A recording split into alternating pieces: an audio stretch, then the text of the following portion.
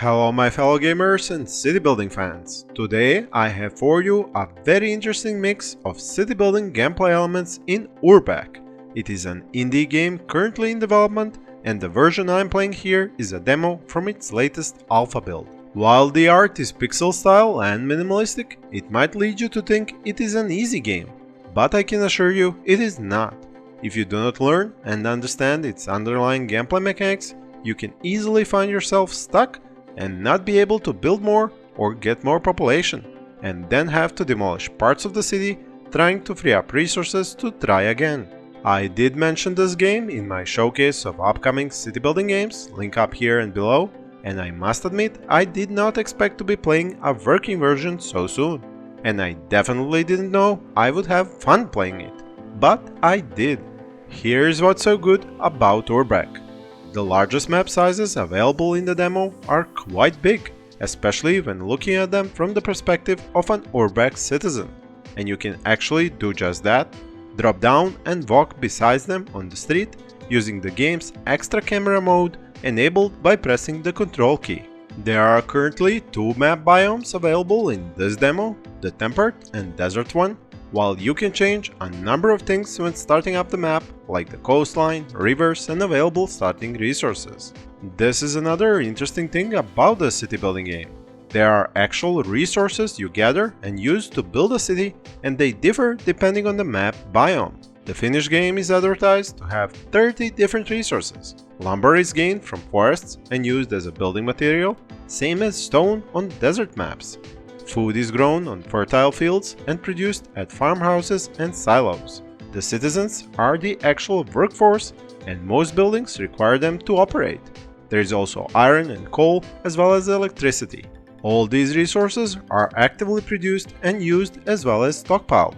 So when building a new large coal power plant, for example, you not only need a large stockpile of iron and workforce, but you also need a constant supply of coal and a number of other prerequisites which have their own prerequisites in turn. So what you have are chains of complex production and usage, starting from simple farmers or miners all the way to engineers working in high-tech power plants. And on the topic of miners, all homes built close to mines actually turn into miners' homes, which are aesthetically and functionally different to other types of homes. Similarly, if you want villas, you can't get them in crowded neighborhoods, but only at remote, less populated parts of the map with parks or other types of beautifications and green spaces in their range. Houses level up much like in the fashion of other city building games like City Skylines and SimCity, but they do not have only linear leveling progressions. They can also change their type, depending on the services provided. A school will turn village houses into suburban houses with educated citizens, while houses with no school access can go up to wealthy village houses. Their requirements and their output changes with their leveling or type shifts. A miner's home will produce extra iron, while a suburban home will produce more educated citizens. On top of this system, there is a whole other similar gameplay mechanic of upgrading your production. When it comes to food, for example, simple fields produce low amounts of food, but when you place a farmhouse next to a certain number of fields, it produces a lot more food. But you cannot add another for a certain number of tiles. Similarly, a silo produces a lot of food, but can only be placed in the vicinity of two farmhouses, and again, cannot be close to another silo. To upgrade the silos to their better versions, they require some warehouses in their range. This puzzle-like gameplay prevents spamming production buildings and forces you to create interesting patterns to maximize the production of resources while minimizing inputs. The same system is also used for lumberjacks, iron and coal mines. When trying to level up houses, you have to use similar strategies when placing food markets, schools, parks, and other necessary buildings. They all have influence ranges, while the houses themselves require other houses and more citizens nearby to level up. Density is important, and in these regards the game is reminiscent of Pharaoh and Caesar. Now, there are some staples of the genre this game currently does not have. Some by design choice, some because it's still in early development. There are no disasters, pollution, traffic simulation, no map making, no budget, expenses, or monetary system at all. There is no weather or anything that can be done with water, besides having bridges over rivers, wells for water supply, and ponds for beautification. And there are no industry zones or shops, but the latter have been announced, so it's only a matter of time before they are in the game. But that is expected, as this is, as I mentioned in the beginning of this video, only a demo of the alpha version.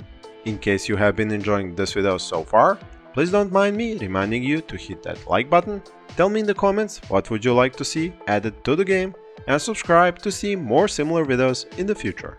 Because it took making a city of over 5,000 population and 100 green spaces to unlock the desert map, I had to spend a while learning all the tricky space planning to get the most out of production buildings to support that level of population.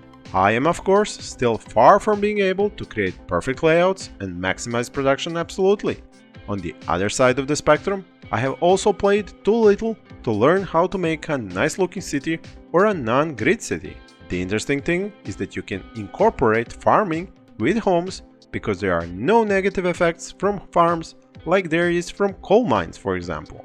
So what this means is that you shouldn't judge the game's potential by the look of my cities, but on the interesting and well-made game mechanics I talked about and showcased here. The tutorial is already in the game and it does a good job of leading you through the first production chains and citizen homes leveling up on different map biomes. There is no music in this version, so the background music you have been listening to is by my choice. The release date for this game is sometime in 2022, nothing more exact than that, but you can keep following the game's progress on Steam and reading the developers' posts. As the game receives more updates and enters new playable states, I will make sure to come back to it and make more videos about it, be they tutorials, guides or let's plays, depending on what you would like to see. Now I will leave you with a bit of a time-lapse build on the desert map biome, so you can watch a city grow and see what it takes to combine different production buildings into efficient production chains. The link to the game's store page is in the description, and I would suggest you add it to your wishlist to help the developers get more eyes on this game. Sharing the info about the game with your fellow city building fans is also a good idea. Thank you for listening to me and enjoy the rest of the video.